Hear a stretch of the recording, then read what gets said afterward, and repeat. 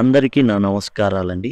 ఇప్పుడు చూస్తున్నది మీరు 10th class CBSE syllabus English ఏదైతే ఉందో దానికి సంబంధించినటువంటి ప్లేలిస్ట్. ఇవన్నీ కూడా నూతన సిలబస్‌లోని పాఠ్యాంశాలు. ఇక్కడ మీకు ప్రతీది కూడా గ్రామర్ టాపిక్స్ కానివ్వండి, లెసన్స్ కానివ్వండి, క్వెషన్ అండ్ ఆన్సర్స్ కానివ్వండి, ప్రతీది కూడా సమ్మరీ కానివ్వండి అన్నీ ఈ ప్లేలిస్ట్‌లో మీకు పొందుపరచబడి ఉన్నాయి. మీరు మొబైల్‌లో చూస్తున్నట్లయితే I cards, end screens, description ద్వారా యాక్సెస్ చేయొచ్చు. ఒకవేళ మీకు తెలియకపోతే సింపుల్గా కామెంట్ సెక్షన్లో 10 లింక్ అని గనక మీరు అడిగినట్లయితే ఖచ్చితంగా రిప్లైగా నేను మీకు ఈ ప్లేలిస్ట్ అనేది ప్రొవైడ్ చేయడం జరుగుతుంది.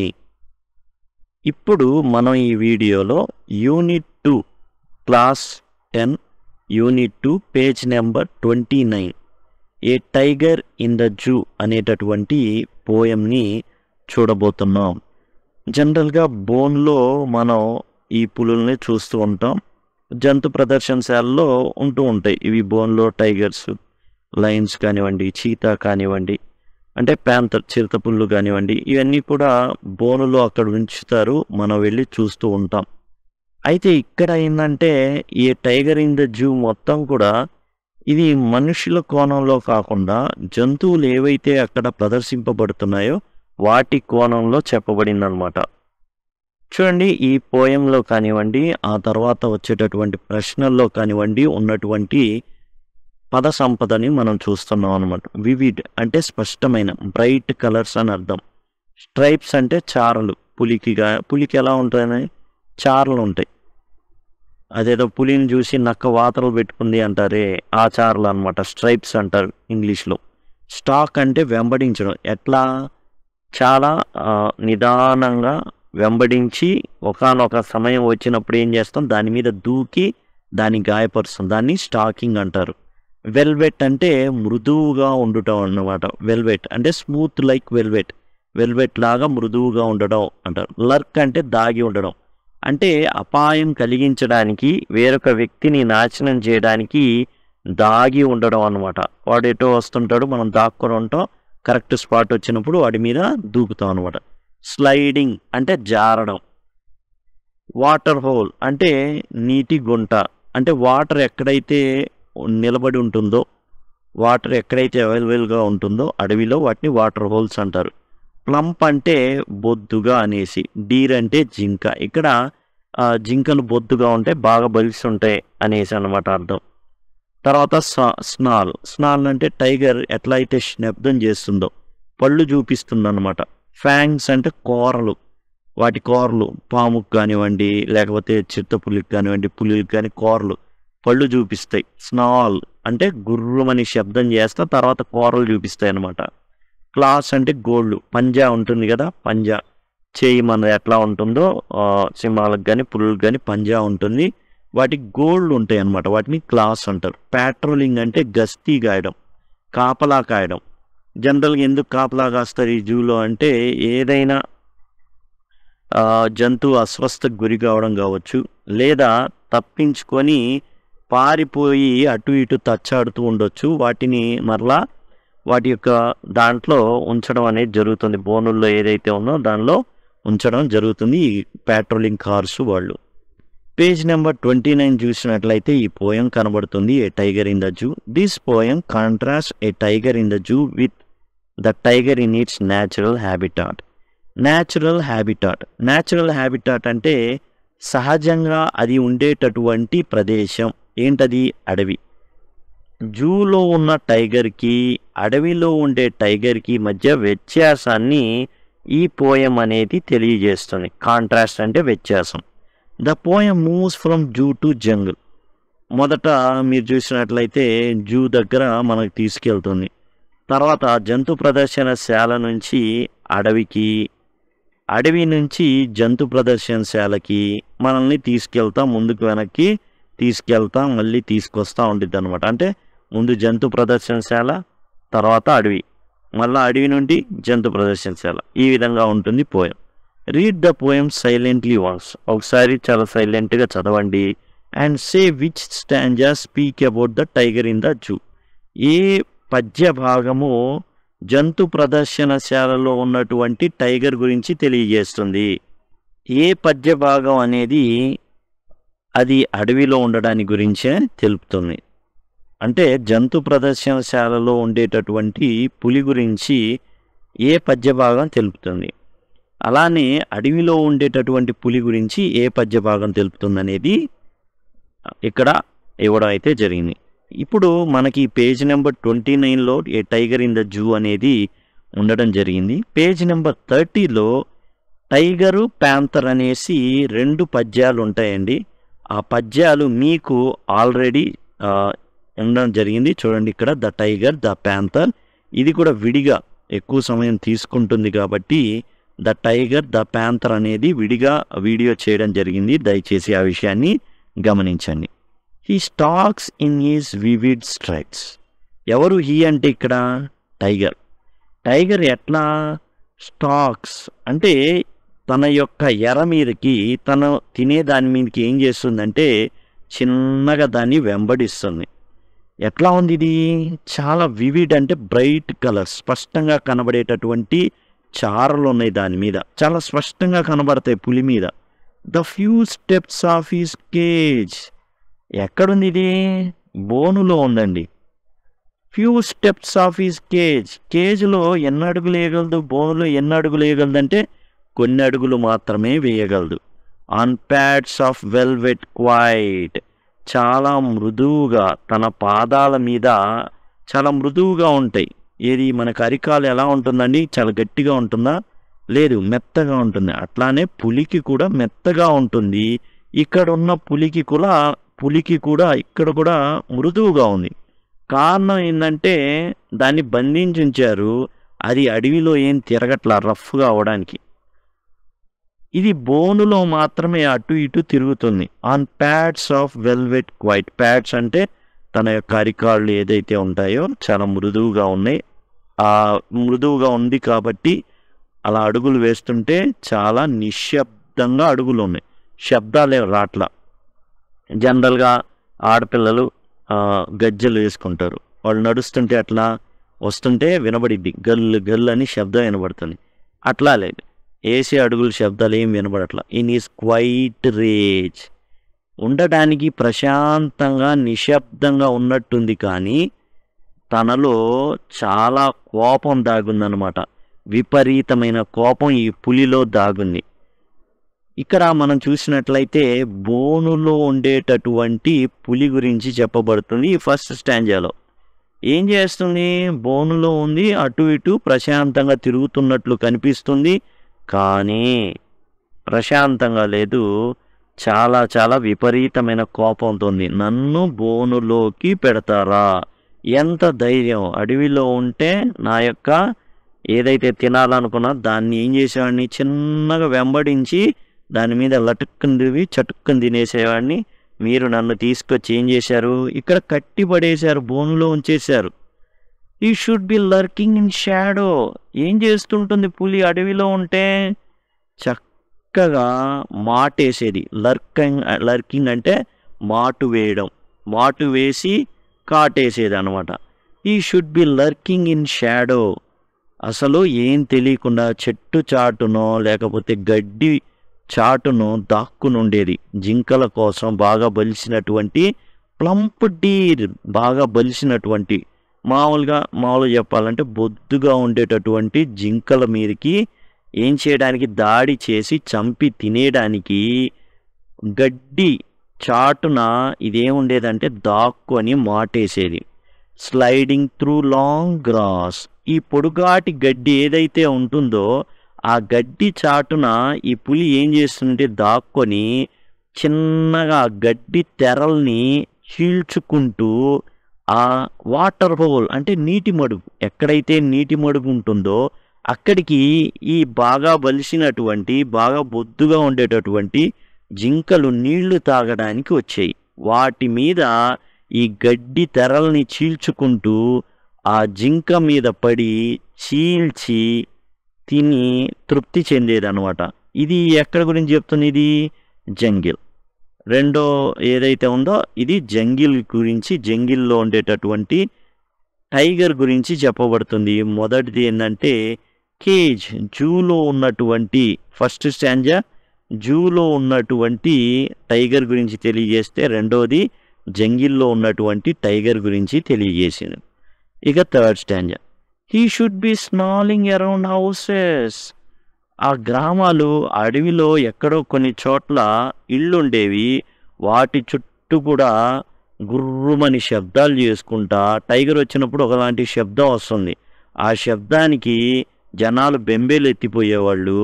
ఎట్ ద జంగిల్స్ ఎడ్జ్, ఈ అడవిలో చివరి ప్రాంతాల్లో, అడవి ఉండగా ఇంకా అయిపోయిద్ది అడవి అనుకున్న ప్రాంతాల్లో ఏం జరిగి కొన్ని ఇళ్ళు ఉండేవి. ఆ ఇళ్ళ చుట్టూ కూడా గుర్రుమని శబ్దాలు చేసుకుంటా, గాండ్రించుకుంటా, శబ్దాలు చేసుకుంటా, కూతలు వేసుకుంటా, కేకలు వేసుకుంటా వాటి చుట్టూ తిరిగేది. బేరింగ్ హీస్ వైట్ ఫ్యాంగ్స్, తన కోరల్ని చూపించుకుంటూ, చూడు నా బలమైన పళ్ళు, హిస్ క్లాస్, చూడు నా బలమైన గోళ్ళు, టెర్రరైజింగ్ ద విలేజ్, ఆ యొక్క విలేజ్లో ఉన్నటువంటి గ్రామాల్లో ఉన్నటువంటి ప్రజల్ని భయభ్రాంతులకు గురి చేసేది. చూడండి నా పళ్ళు, చూడండి నా గోళ్ళు, చూడండి నా కేకలు అనేసి దెబ్బకి అందరూ భయపడిపోయి ఎవరికి వాళ్ళు ఇళ్లలో దాక్కునేవాళ్ళు. ఇది ఎక్కడ? జంగిల్. ఇది ఈ స్టాంజా జంగిల్ గురించి తెలియజేస్తుంది అన్నమాట, జంగిల్లో ఉన్నటువంటి టైగర్ గురించి. But he's locked in concrete cell. ఇప్పుడు ఎక్కడుంది ఇది? బోనులో ఉంది, సిమెంటుతో కట్టబడినటువంటి బోనులో ఉంది, జైలు లాంటి ప్రదేశంలో ఉంది, అది సిమెంట్తో కట్టబడింది. He strength behind bars, stalking the length of his cage, ignoring visitors. తన యొక్క బలం ఏంది? ఇప్పుడు ఇందాక ఏం చేసింది? అడవిలో ఉన్నప్పుడల్లా భయపెట్టింది, అదిగో నా పళ్ళు, ఇదిగో నా గోల్డ్ అంది, భయపెట్టింది. కానీ ఇప్పుడు ఈ బోనులో ఆ ఊచల వెనకాల దీని బలం ఏంటంటే, ఇప్పుడు కూడా స్టాకింగ్, ఇప్పుడు కూడా వెంబడబడిద్ది. ఎవరు వెంబడబడిద్ది? ఆ కేజీ ఎంత దూరం ఉంటే అంత దూరం తిరిగిద్ది, అంతే, అంతకు మించి ఏం చేయలేదు. And ignoring visitor. ఇంకా తన స్ట్రెంగ్త్ ఏంటంటే, వచ్చిన విజిటర్స్ దాన్ని తదేకంగా చూస్తుంటే వాళ్ళని ఇగ్నోర్ చేయడం, అసలు రానట్టు, వాళ్ళు ఏమీ చేయనట్టు ఉండడం ఇప్పుడు దాని యొక్క బలం అన్నమాట. ఏమీ చేయలేదు, వాళ్ళు రాళ్ళు ఇసిరినా ఏం చేయలేదు, పళ్ళు చూపించిన వాళ్ళు అరే పళ్ళు చూపిస్తుందిరా అని మళ్ళీ ఒక రాయి వేస్తారు. ఇది ఎందుకురా నా బాధ, వాళ్ళు ఏం చేసుకున్నా మనకేం తెలియనట్టు, వాళ్ళు రానట్టు, వాళ్ళని నేను చూడనట్టు ఉండడమే. ఆ పులి చూడలేదు, ఎవరు రాలేదు, ఎవరేం చేయలేదు అన్నట్టుగా ఉండడమే దాని బలం అన్నమాట. ఇప్పుడు ఇక్కడే జూలో ఉన్నటువంటి పులి గురించి చెప్పడం అయితే జరిగింది. He here's the last voice at night. రాత్రులు దానికి వినబడేటటువంటి చివరి శబ్దాలు ఏంటంటే, ద ప్యాట్రోలింగ్ కార్స్, కాపలా కాసేటటువంటి, గస్తీ కాసేటటువంటి కార్లు. ఈ కార్లు ఎందుకు తిరుగుతాయి అంటే, ఈ కార్లు ఏదైనా జంతువు తప్పించుకొని తిరుగుతుందా జూలో, ఎందుకని రాత్రులు పొరపాటున ఏదైనా ఒక జంతువు అట్లా పులే తిరుగుతుంది అనుకోండి, పొద్దున్న తీశారనుకోండి, ఎవరైనా కానీ అడుగు టికెట్ తీసుకొని లోపల జూలోకి వెళ్తే ఇంకా అదే పని అయిపోవడమే, పైకి వెళ్ళిపోవడమే సరాసరి. అందుకని ఈ గస్తీ కాసేటటువంటి కార్లు ఏం చేస్తాయంటే, జంతువులు ఏమైనా తప్పించుకున్నాయా లేదా జంతువులకి ఏమైనా అస్వస్థత ఉందా, ఇవి కాపలా కాస్తూ ఉంటాయి అన్నమాట. ఈ కాళ్ళలో వాళ్ళు వెళ్ళడం జరుగుతుంది. And stays with his brilliant ice, తన యొక్క చాలా అద్భుతమైన కళ్ళతో, అట్ ద బ్రిలియంట్ స్టార్స్, ఆకాశంలో ఉన్నటువంటి అద్భుతమైన నక్షత్రాల్ని తన యొక్క అద్భుతమైన కళ్ళతో ఈ పులి చూస్తూ ఉండిపోతుంది, అంతకు మించి ఏమీ చేయలేదు. రాసింది ఎవరంటే లెస్లీ నోరిస్ రాశారు, ఏ టైగర్ ఇన్ ద జూ. ఇది ఏంటంటే కేవలం టైగర్ యొక్క కోణంలో రాయబడింది అనమాట. మనిషికైతే చాలా లెక్కలు ఉంటాయి, ఎందుకు పెట్టాము అన్న దానికి లాజిక్లు చాలా ఉంటాయి. కానీ ఇక్కడ టైగర్ మాత్రం తాను ఎలా ఉండేది జూలో, ఇప్పుడు తాను అడవిలో ఎలా ఉండేది, ఇప్పుడు చివరికి కూడా జూలో ఉన్నటువంటి టైగర్ గురించి తెలియజేస్తుంది అనమాట. ఈ విధంగా టోటల్గా a tiger in the zoo ఏంటంటే, తాను అడవిలో ఉన్నప్పుడు తన బలం ఏదో చూపించుకునేది, తన కాళ్ళి గోళ్ళు అలానే పళ్ళు ఇవన్నీ చూపించుకుంటూ జనాల్ని బెదరగొట్టేది, అలానే బాగా బొద్దుగా ఉండేటటువంటి జింకల్ని వేటాడి తినేది. ఈ విధంగా తన బలాన్ని చూపించుకుంటుంది. కానీ ఇక్కడ ఏదైతే బోనులో ఉంచారో, ఈ బోనులో ఉంచినటువంటి పులికి మహా అయితే బలం ఏందంటే అటు ఇటు ఆ బోనులో తచ్చాడడం. ఎందుకంటే అది కాంక్రీట్‌తో చేసినటువంటి బోన్ అన్నమాట. కాబట్టి కాంక్రీట్‌తో గోడలు ఉంటాయి అండ్ ఊచలుంటాయి. వాటిని దాటి ఇది వెళ్ళలేదు. చుట్టూ ఎవరైతే టికెట్ కొనుక్కొని వచ్చారో వీక్షకులు వచ్చేసి దీన్ని చూస్తా అవహేళన చేస్తా రాళ్ళేస్తానో లేకపోతే ఎక్కిరిస్తా ఉంటే ఇది పళ్ళు చూపిస్తే చూడు చూడు అని ఆశ్చర్యంగా చూస్తూ ఉంటే దీనికేమో మతిపోతుంది. ఎందుకంటే అలా చేస్తేనే ఈ యొక్క పల్లెటూళ్ళలో లేకపోతే విలేజెస్ ఏదైతే గ్రామాలు ఉన్నాయో అక్కడి ప్రజలు ఉరికెత్తేవాళ్ళు. మామూలుగా కాదు అసలు. దాన్ని చూసి ప్రాణాలు అరిచేతిలో పట్టుకొని పరిగెత్తేవాళ్ళు. వీళ్ళేంద్ర నాయన నన్ను ఒక ప్రదర్శనలాగా చూస్తున్నారు, సరే వీళ్ళని అసలు రానట్టు ఏమీ చేయనట్టు అసలు వాళ్ళ గురించి పట్టించుకోనట్టుందాం అనేసి అనుకోవడమే దీని బలం అన్నమాట. ఇక ఆ యొక్క ఏదైతే బోన్ ఉందో ఆ బోన్లో ఉండే పులికి ఇదండి టోటల్గా a tiger in the zoo. స్నాల్ అంటే ఏంటంటే కోపంగా అరవడం, శబ్దం చేయడం, పళ్ళు చూపించడం అనమాట. ఇక ప్రశ్నలు ఉన్నాయి. ఈ పోయం తర్వాతే ప్రశ్నలు అనేవి కొన్ని ఉన్నాయి. Find the words that describe the movements and actions of tiger in the cage and in the wild. In the wild అంటే వచ్చేసి అడవిలో అనమాట. ఇన్ కేజ్ అంటే బోనులో. బోనుల్లో ఉన్న పులి యొక్క మూమెంట్స్, యాక్షన్స్ ఏంటి, అడవిలో ఉన్నటువంటి పులి యొక్క యాక్షన్స్ ఏంటి. ఇన్ ద కేజ్ అనుకోండి స్టాక్స్ అంటే అటు ఇటు ఆ కేజ్ చుట్టూ అట్లా తిరగడం, అదే స్టాకింగ్. ఇన్ ద వైల్డ్ అయితే లర్కింగ్ ఇన్ షాడో అంటే మాటేయడం, వాటి మీద దూకి కాటేసి చంపేయడం. ఇక ఇన్ ద కేజ్ ఏం few steps of his cage ఎన్ని అడుగులు ఉంటుంది, చాలా తక్కువ ఉంటుంది. దాంతో కొన్ని అడుగులు మాత్రమే వేయగలుగుతుంది. అదే అడవిలో అయితే స్లైడింగ్ త్రూ లాంగ్ గ్రాస్, ఆ గడ్డిని అట్లా చీల్చుకుంటా ఆ బొద్దుగా ఉండేటటువంటి జింక మీద దూకడం అనమాట. క్వైట్ రేట్, చాలా కోపం ఉంటుంది బోనులో ఉన్న పులికి. కానీ అణుచుకొని ప్రశాంతంగా ఉన్నట్టు నటిస్తూ చాలా విపరీత కోపం అయితే దాగుంటుంది. ఎవరైనా చేయి పెట్టారనుకోండి లాగి పడేసిద్ది కూడా, అంత కోపంతో ఉంటుంది. అదే అడవిలో అయితే స్నాలింగ్ అరౌండ్ హౌసెస్, చాలా టీవీగా, నేను అరిస్తే మీరు భయపడి వనకాలి అన్నట్టుగా ఉంటుంది అడవిలో అనమాట. స్నాలింగ్ అరౌండ్ హౌసెస్ అంటే ఇళ్ళ చుట్టూ కూడా శబ్దాలు చేసుకుంటూ ఉంటే జనాలంతా పారిపోయి ఇళ్లల్లో ఏం చేస్తారు, వాళ్ళు దాక్కుంటారనమాట. అడవిలో ఉండే పులికి ఆ విధంగా ఉంటుంది. బోనులో ఉండే పులికి జనాలందరూ వచ్చి చూస్తూ ఉంటారు. లాక్డ్ ఇన్ కాంక్రీట్ సెల్, కేజ్లో ఈ యొక్క బోన్ అంటే ఎట్లా ఉంది, గోడలన్నీ కూడా కాంక్రీట్తో నిర్మించబడ్డాయి. అంటే సిమెంట్తో కట్టారు. ఊచలు వచ్చేసి జనాలు చూడడానికి వీలుగా ఆ ఊచలు అనేవి పెట్టడం అయితే జరిగింది, కడ్డీలు అనమాట. ఇన్ ద వైల్డ్, అడవిలో ఎలా ఉంది, bearing he's white fangs he's clothes, నా గోళ్ళు చూడండి, నా పళ్ళు, నా కూరలు. ఫ్యాంగ్స్ అంటే కూరలు అండి, నోట్లో ఉండే దంతాలు అనమాట, పొడుగ్గా ఉంటాయి ఆ ఫ్యాంగ్స్, కూరలు. అండ్ హీస్ క్లాత్స్ అంటే గోళ్ళు. చూడండి నా యొక్క కూరలు చూడండి, నా యొక్క పళ్ళు చూడండి. In the cage stalking the length of his cage, చెప్పుకున్నాం స్టాకింగ్ అంటే ఏంటంటే కొంచెం భయంకరంగా దాడి చేసే విధంగా చిన్నపాటి అడుగులు వేయడం అనమాట. మీరు పులిని కానీ సింహాన్ని కానీ చూసేటట్లయితే ముందు ఎవరన్నా వేటాడే ముందు చాలా చిన్నగా అడుగులు వేస్తాయి అన్నాడు. అవసరమైతే 2 అడుగులు వెనక్కి కూడా నిదానంగా వేస్తుంది. తర్వాత దాన్ని ఆపే తరం అనేది ఉండదన్నమాట పులులకి. ఇన్ ద వైల్డ్, అడవిలో అయితే టెర్రరైజింగ్ ద విలేజ్, ఇక విలేజెస్ని భయభ్రాంతులకి గురి చేయడం అన్న, గ్రామస్తుల్ని ఉరికెత్తీయడం ఇక అడవిలో ఉంటే. ఇక బోనులో ఉన్నప్పుడు ఇంకోటి ఏంటంటే ఇగ్నోరింగ్ విజిటర్స్, అంటే విజిటర్స్ వచ్చి చూస్తున్నా కానీ వస్తారు, వాటి వాళ్ళ పని చూసుకుంటా వెళ్ళిపోతారులే అన్నట్టుగా ఉండడం.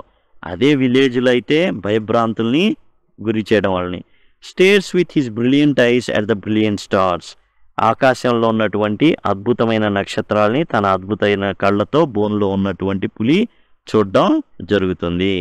తర్వాత మనం చూసినట్లయితే find the words that describe the 2 places and arrange them in 2 columns.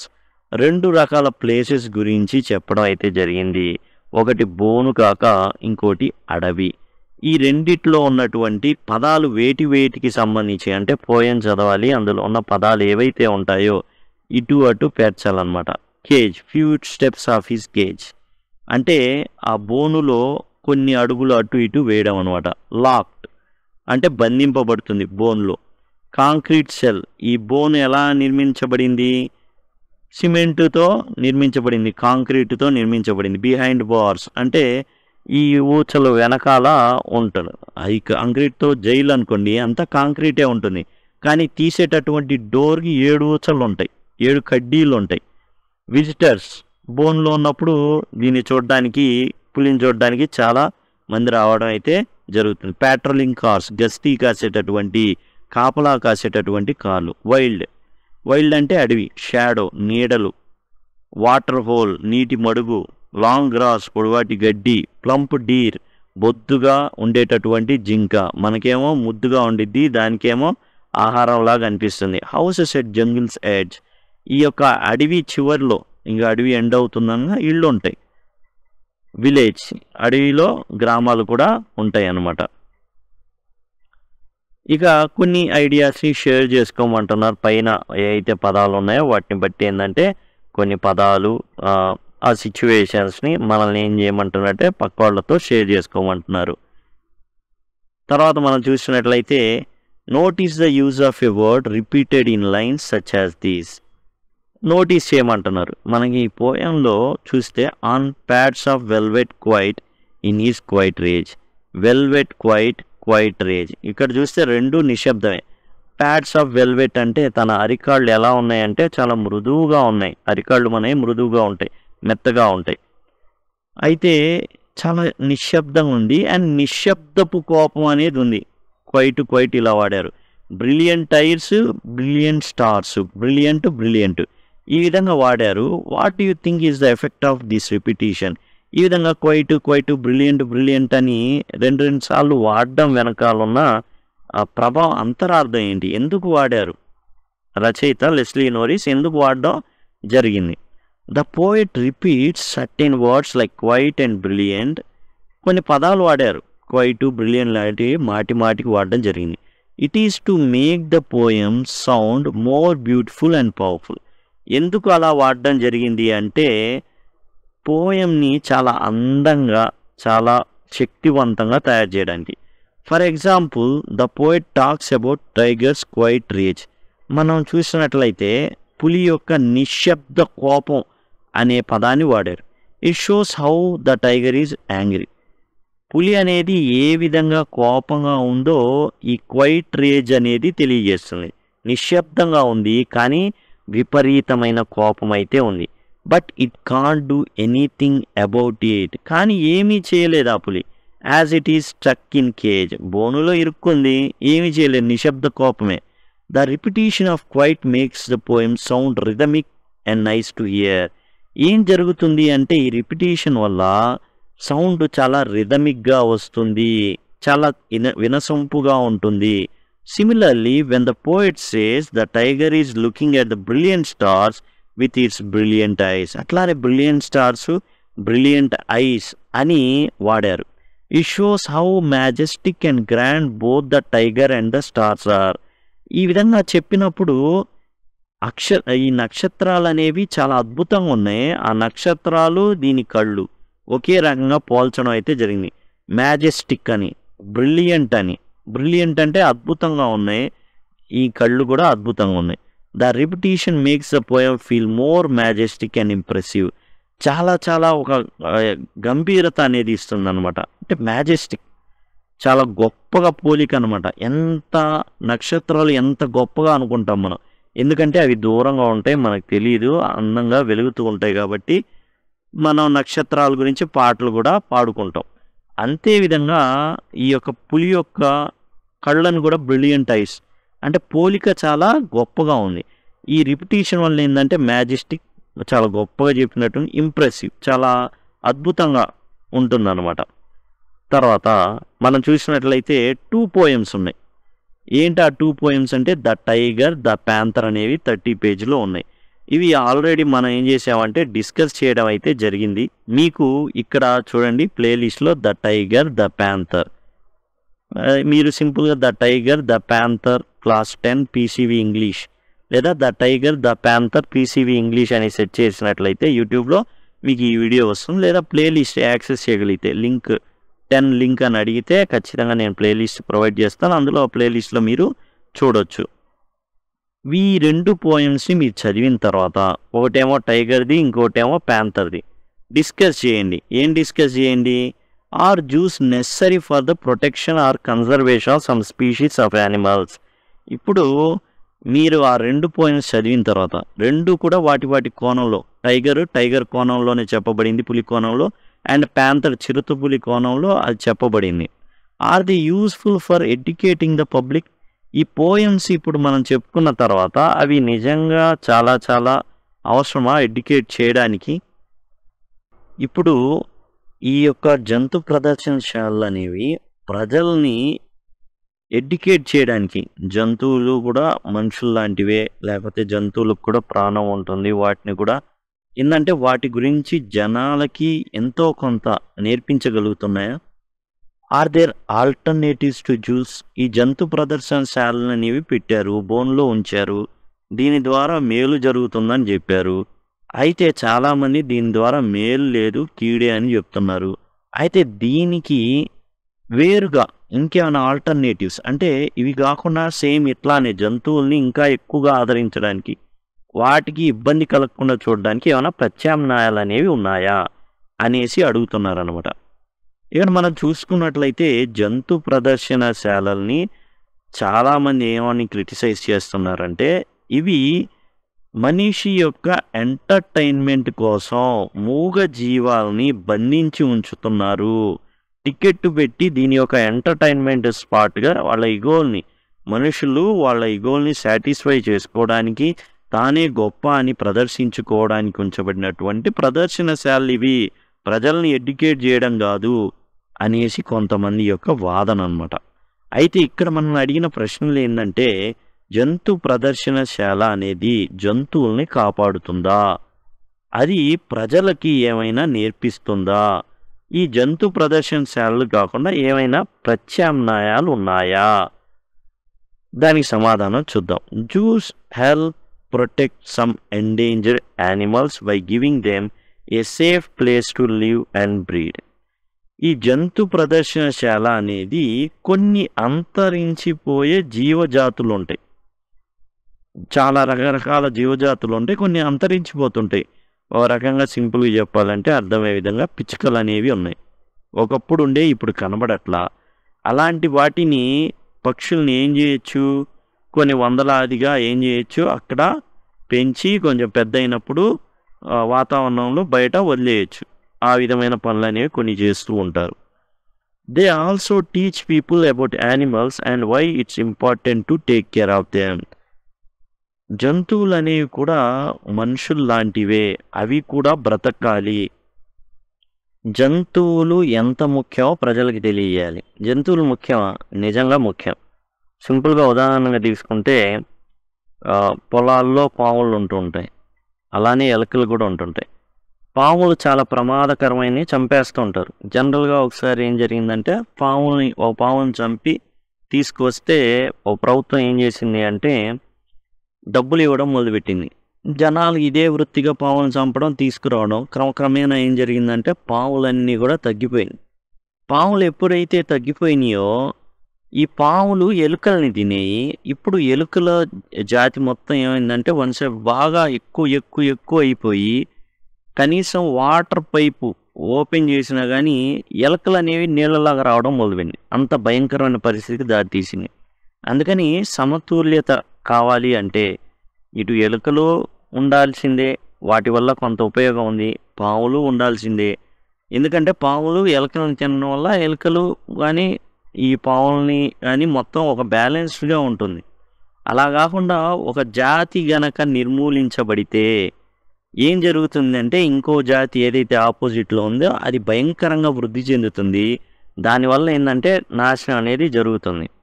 కాబట్టి ఇక్కడ ఎందుకు అవి అవసరమో జనాలకి ఈ విధంగా చెప్పడం అయితే జరగాలి. But some people worry that zoos are not good for animals because they might feel sad or stress. అయితే చాలామంది ఏం ఫీల్ అవుతారంటే జంతువులకు మనుషుల్లాగే అప్పుడు దాకా ఇంట్లో ఉండేవాడిని తీసుకెళ్ళి ఏ హాస్టల్లోనో పడేస్తే హోమ్సిక్గా ఫీల్ అవుతాడు. అట్లానే జంతువులకు కూడా ఇంటి మీద బెంగ పెట్టుకొని అక్కడే పాపం కుంగి కుసించి చచ్చిపోతుంటాయి. There are other places. అయితే జంతు ప్రదర్శనశాల వల్లే ఇవన్నీ చేయాలని లేదు. కొన్ని ప్లేసులు ఉంటాయి, వైల్డ్ లైఫ్ శాంక్చురీస్ అంటారు వాటిని. ఈ వైల్డ్ లైఫ్ శాంక్చురీస్ ఏంటంటే అడవిలాగానే ఉంటుంది, ఒక అడవే. ఈ అడవిలో ఒక ప్లేస్ అనేది ఉంటుందన్నమాట. ఆ ప్లేస్లో కావాలని చెప్పి ఏం చేస్తారంటే డెవలప్ చేస్తారు. ప్రతిదీ జంతువులకు ఉపయోగపడేది ప్రతిదీ ఉంచుతారు. రోడ్లు కూడా వేస్తారు. వేసి ఏం చేస్తారంటే where animals can live in a more natural way. ఆ అడవిలాగానే ఉంటుంది, కాకపోతే మనిషి నియంత్రిస్తూ ఉంటాడు. ఎట్లా రోడ్డు వేస్తారు, రోడ్డు వేసేసి దాని గుండా అంటే జంతువుల మధ్యలోకి మనుషులు వెళ్తారు. బాగా కట్టుదిట్టమైనటువంటి జీపులు కానివ్వండి, కార్లలో కానివ్వండి వెళ్ళి ఆ జంతువుల్ని సందర్శించడానికి. అంటే ఇప్పుడు జంతువులకి డబ్బులు పెడుతున్నారు అనుకోండి, ఎంతకాలం పెట్టగలరు? కుదరదు. అలా చేయాలంటే కుదరదు. కాబట్టి ఇక్కడ ఏంటంటే ఉల్లాసం కూడా ఉండాలా, అలానే ఎంటర్టైన్మెంట్ ఉండాలి, జంతువులకి ఎలాంటి ఇబ్బంది కలగకూడదు, దాని నుంచి రెవెన్యూ కూడా జనరేట్ అవ్వాలి. కాబట్టి ఏం చేస్తారంటే అడవిలోనే అన్ని సదుపాయాలు కలగజేసుకుంటూ అలానే రోడ్లు అలాంటివి వేసి మధ్యలో ఇక కారులో కట్టుదిట్టమైన రక్షణలో వీళ్ళు వెళ్ళి చూసి రావడం జరుగుతుంది. ఆ విధంగా ఏంటంటే అటు జంతువుల్ని డిస్టర్బ్ చేయం, ఇటు మనుషులు కూడా ఒక అరణ్యం లాంటి ప్రదేశానికి వెళ్ళి ఆ జంతువుల్ని చక్కగా చూసి మళ్ళీ సురక్షితంగా వచ్చేస్తారు. ఆ విధమైనటువంటివి వైల్డ్ లైఫ్ శాంక్చురీస్ అన్నమాట. కొన్ని ఈ వైల్డ్ లైఫ్ శాంక్చురీస్ అంటే అచ్చంగా ఒక జూ లాగా లోపలికి వెళ్ళడం మనుషులని కాదు. వైల్డ్ లైఫ్ శాంక్చురీస్ అంటే కొన్ని వైల్డ్ లైఫ్ శాంక్చురీస్ని గుర్తిస్తారు. సపోజ్ ఏనుగులు, వాటికి సంబంధించిన వైల్డ్ లైఫ్ శాంక్చురీ ఉంటుంది. అక్కడ ఏనుగులకు కావాల్సిన ప్రతిదీ ప్రొవైడ్ చేయడం జరుగుతుంది. ట్రాకర్స్ ఉంటాయి, ఆ ఏనుగు ఎక్కడికి వెళ్తుంది అలా అన్నీ కూడా గుర్తించడం జరుగుతుంది. అట్లా చూస్తారనమాట. ఈ విధంగా వైల్డ్ లైఫ్ శాంక్చురీస్ని ప్రొవైడ్ చేయమని అడగడం అయితే జరుగుతుంది. అట్లానే జరుగుతుంది. ఏనుగులకు సంబంధించి ఎక్కడెక్కడ ఉంటాయో వాటికి సంబంధించిన వైల్డ్ లైఫ్ శాంక్చురీస్. అట్లానే also we can help animals by protecting they homes in the wild. జనరల్గా ఇవి బతికేటటువంటి ఏవైతే వాటి నివాస స్థానాలు ఉన్నాయో వాటిని ప్రొటెక్ట్ చేయాలంటాను. అదేంటి అంటే మనిషి ఏం చేస్తున్నాడంటే అడవుల్ని కూడా ఆక్రమించుకుంటూ వెళ్తున్నాడు. అడవుల్లో ఉన్న చెట్లని కూడా నరికేయడం జరుగుతుంది. కాబట్టి అవన్నీ కూడా ఆపగలిగితే ఇవి జనావాసాల్లోకి రావు. అలానే జనాలు కూడా అడవుల్లోకి వెళ్ళి వాటి యొక్క ఏదైతే నివాసాలు పాడు చేయకపోతే బాగుంటుంది అనేది చాలామంది యొక్క అభిప్రాయం అన్నమాట. ఇది టోటల్గా a tiger in the zoo. And దీనికి సంబంధించి ఇంకా ప్రశ్నలు అయితే ఉన్నాయి. మీరు పేజ్ నెంబర్ 30లో గమనిస్తే 2 పోయంలు ఉన్నాయి. అవి ఆల్రెడీ డిస్కస్ చేయడం జరిగింది. అదిగోండి ద టైగర్ ద ప్యాంథర్ అనేసి ఇది చూడగలరు. అండ్ 4th క్వశ్చన్ కూడా అక్కడే ఉంటుంది. Thank you, thanks a lot.